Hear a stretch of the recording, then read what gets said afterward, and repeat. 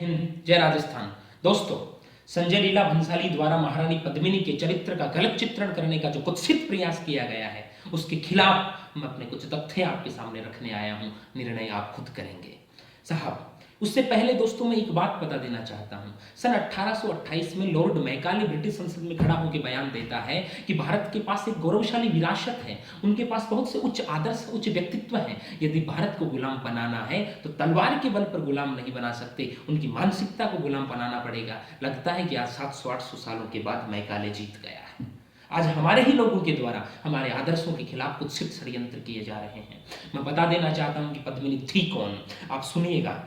जब अलाउद्दीन खिलजी ने पद्मिनी को पाने के लिए चित्तौड़ के चारों ओर घेरा डाला तो वो सफल नहीं हो पाया।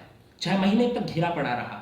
फिर हार करके उसने महाराणा से प्रस्ताव भेजा कि मैं केवल पद्मिनी की झलक मात्र देख करके लौट जाऊंगा। युद्ध के अंदर कुछ नहीं था।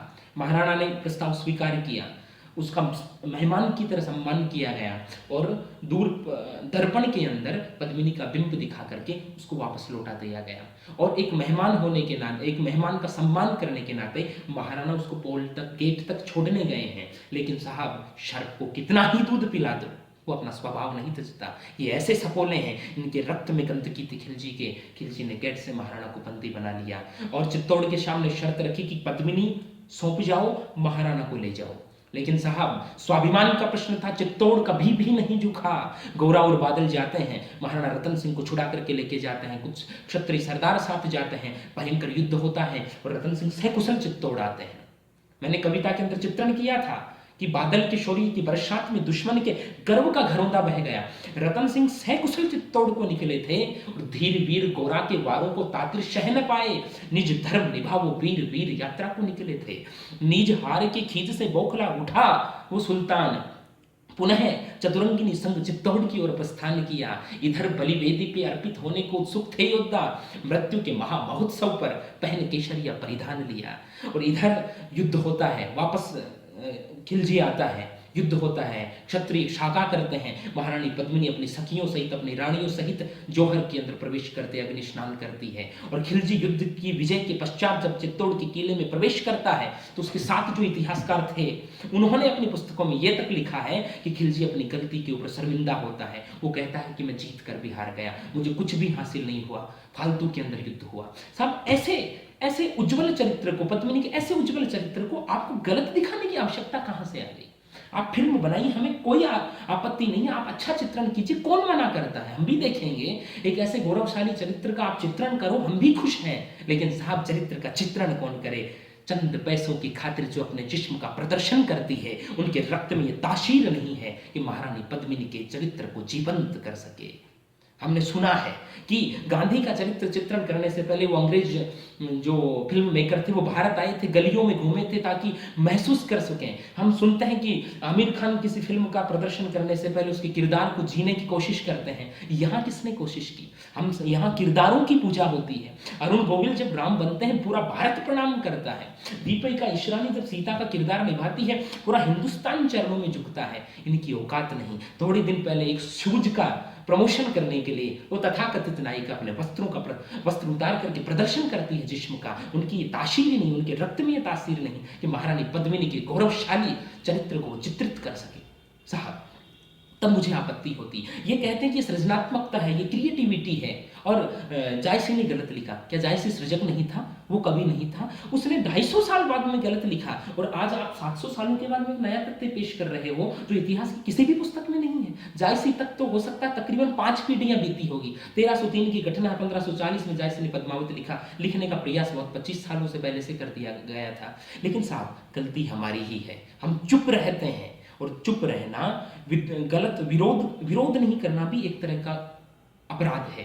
जिस दिन बाजीराव मस्तानी आई थी, यदि उस दिन अपन विरोध करते तो आज भंसाली की ये औकात नहीं कि वो पद्मिनी के चित्रण को गलत चित्रित करता। क्या दिखाया गया था बाजीराव मस्तानी में? बाजीराव मस्तानी के अंदर मस्तानी को महाराज छत्रसाल की बेटी दिखाया गया। साहब, आपको घटना याद दिलाता हूँ। महाकवि भूषण, हिंदी साहित्य की समृद्ध परंपरा के बड़े कवि हैं भूषण ने केवल 2 राजाओं की बात की है, छत्रपति शिवाजी महाराज और महाराज छत्रसाल बुंदेला। और भूषण को आचार्य रामचंद्र शुक्ल, जो हिंदी साहित्य इतिहास परंपरा के सबसे बड़े लेखक हैं, वो हिंदू जाति का प्रतिनिधि कवि कहते हैं। उस छत्रसाल साल को, उस 70 साल का गलत चित्रण किया गया। हम खामोश होकर देखते रहे, छिटपुट विरोध होता है, इस बार भी हो रहा है, हम फिर चुप हो जाएंगे, फिर ये लोग भारत की गौरवशाली परंपराओं का तोड़ने का प्रयास करते रहेंगे। साहब गलती हमारी ही है। लेकिन और ये लोग क्या कहते हैं कि भाषण की अभिव्यक्ति है, हाँ संविधान हमें ताकत देता है, तो संविधान का अनुच्छेद 19A आपको भाषण की अभिव्यक्ति की ताकत देता है, तो अनुच्छेद 51A के नियम नंबर 6 को क्यों भूल जाते हो, जहां संविधान आपसे अपेक्षा करता है। संविधान से लेने वाली चीज तो आप ले लेते हो, लेकिन संविधान आपकी नैतिक क्षमता से, आपकी नैतिक ताकत से अपेक्षा करता है कि भारत की गौरवशाली परंपराओं का आप सम्मान करें, भारत की गौरवशाली परंपराओं का सम्मान करें, उनको अक्षुण्ण रखने का प्रयास करें। वहां चुप क्यों हो जाते हो। और साहब दुख तो तब होता है, परसों अखबार में पढ़ा, एक फिल्म मेकर है राम गोपाल वर्मा, उन्होंने पहले भी हिंदू जाति के बड़े धार्मिक चिन्हों के खिलाफ में बोला है। उन्होंने क्या कहा कि यदि आप गुंडों से, कलाकारों की रक्षा नहीं कर सकते तो भारत को देश कहलाने का हक नहीं है। ये कौन सी बात हुई साहब। किसी की घर 10 लाख रुपए चोरी हो गई, वायदे में गलत बात है, आरोपियों को पकड़ा जाए, लेकिन क्या वो भारत की संप्रभुता पे प्रश्न खड़ा करेगा। आपने तो दुश्मन से बड़ा काम कर दिया, आपने तो भारत की संप्रभुता पे प्रश्न खड़ा कर दिया, आपने तो भारत की क्षमताओं पे प्रश्न खड़ा कर दिया कि भारत अपने लोगों को सुरक्षा प्रदान नहीं कर सकता। इतना बड़ा देश है, कहीं घटना हो गई, हर हिंसा का हम निंदा करते हैं, विरोध दर्ज करवाते हैं, लेकिन आप भारत की संप्रभुता पे प्रश्न खड़ा करते हो। आपकी हालत तो उस तवाइफ की तरह है जो रोज राजमहल में नाचती है, रोज जनता के सामने पैसों के लिए नाचती है। आज लोगों ने मना कर दिया, आज राजा ने मना कर दिया कि आपका नृत्य हमें नहीं देखना, तो आप ये कह देते हो कि आपको राजा बनने का हक नहीं, आपको राजा कहलाने का हक नहीं। आपके स्वार्थ पे जब बनाई तो आपने देश की संप्रभुता पे प्रश्न खड़े कर दिए। क्या आप हमारे इस देश से बड़े हो गए। हम तो उस सनातन परंपरा को जीने वाले लोग हैं, और हमारी संस्कृति किसी कुएं का पानी नहीं, हमारी संस्कृति बहती निर्झरणी है, समय के साथ स्वयं परिवर्तित होती है। समायोजन का गुण इसमें स्वयं विकसित है, आपको सिखाने की आवश्यकता नहीं। और कोई भी हमें गलतियां बताता तो हम स्वीकार करते हैं, हम परिवर्तन करते हैं, तभी हमारा आज भी अस्तित्व उतना ही मजबूत है जितना हजारों सालों पहले था। आपने फिल्म पीके दिखाई गई, 300 करोड़ से ज्यादा कमाए, इसी हिंदुस्तान में कमाए, उसके बावजूद आमिर खान जयपुर में कह देते हैं कि असहिष्णुता फैल गई। लेकिन साहब वो आमिर खान अब क्यों नहीं बोल रहे जब जाहिरा खान को मारने की धमकियां मिल रही है। ये दोगलापन क्यों है आपकी, ये दो पहलू क्यों है, एक ही चीज को देखने के दो पहलू क्यों है। मोहम्मद शमी अपनी पत्नी के साथ चित्रण कर देते हैं तो फतवे जारी हो जाते हैं, उनको मारने की बातें होती है। आपके मोहम्मद का सूर्य नमस्कार करते हैं तो उनके खिलाफ बातें होती, तो ये दोगलापंथी क्यों है। अभी हमारे जयपुर लिटरेचर फेस्टिवल के अंदर आपकी तस्लीमा नसरीन आई थी, उनका विरोध हुआ, विरोध ही नहीं हुआ, जेएलएफ के फाउंडरों ने ये समझौता किया है कि सलमान रुश्दी, तस्लीमा नसरीन और सलमान रुश्दी और तारिक फतेह को हम कभी भी कार्यक्रम में नहीं बुलाएंगे। क्या वो लोग गलत बोल रहे हैं? क्या भाषण की अभिव्यक्ति की स्वतंत्रता उन्हें नहीं है? तो आप स्वयं दोगले हो। आपके पहलू, आपकी विचार करने की ताकत दो बिंदुओं पे क्यों टिकती है? क्या एक ही धर्म को दर्द होता है? क्या एक ही धर्म में गंदगियां हैं, दूसरे धर्म में नहीं है? आपका ये दोगलापन हमें पीड़ित करता है। और आपको फिर बता दूं, ये स्पष्ट चेतावनी समझिए, भले सजेशन समझिए भंसाली जी, आपको स्पष्ट कह देना चाहता हूं, हालांकि आप जी कहलाने के अधिकारी नहीं है, लेकिन हम तो राजस्थान के वो नागरिक हैं जो दुश्मन को भी सम्मान देते हैं। आपको मैं कह देना चाहता हूं कि हमारे मेवाड़ ने अपने स्वाभिमान के पौधे को रक्त बहा करके सींचा है। यदि आपने हमारे गौरवशाली चिन्हों और आदर्शों के खिलाफ बोलने का प्रयत्न भी किया तो आपको ये चुनौती है, आपको ये चेतावनी है। आप कुछ भी समझिए, इतिहास निश्चित कालखंड के बाद स्वयं को दोहराता है। मेवाड़ खामोश नहीं रहेगा, राजस्थान खामोश नहीं रहेगा। ये किसी करनी सेना की लड़ाई नहीं है, ना किसी राजपूत वर्ग की लड़ाई है, ना मैं स्वयं राजपूत हूँ। ये हर हिंदुस्तानी की लड़ाई है, हर उस हिंदुस्तानी की लड़ाई है जो अपने गौरवशाली आदर्शों के ऊपर गर्व महसूस करता है। क्यों आप लोग एक षड्यंत्र पूर्वक देश को जिन लोगों ने दर्द दिया उनका चरित्र चित्रण करने पे तुले हो? कभी आप अपने बच्चों का नाम तैमूर रखते हो? अरे भारत के पास बड़े बड़े आदर्श हैं, कलाम जैसे आदर्श है, अब्दुल हमीद जैसे आदर्श है, अशफाक उल्लाह खां जैसे आदर्श हैं। भारत को जिन लोगों ने दर्द दिया उनका महिमा मंडन करने पे आप क्यों तुले हुए हो?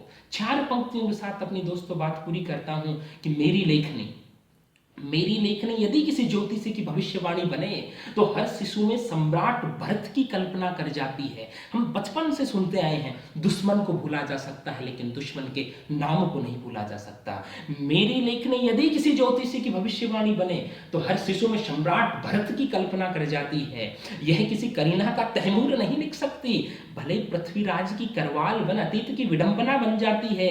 और मेरी लेखनी नमक हरामों का प्रशस्ति गान नहीं करती, यह आजाद भगत को कदम कदम सलाम लिख जाती है। और मेरी लेखनी किसी भारतवासी का नामकरण करे तो हर बालक को विवेकानंद और कलाम लिख जाती है। तो आप क्यों एक धर्म को बार बार अपमानित करने पे तुले हो? इस पे मैं विरोध दर्ज करवाता हूं और पूरे देश से मैं ये आग्रह करता हूं, तमाम जो सुन रहे हैं उन सब से निवेदन करता हूं, यदि आज आप खामोश रहे तो आप समस्या का हिस्सा है। क्योंकि कहा जाता है अगर आप समाधान का हिस्सा नहीं तो आप स्वयं समस्या है।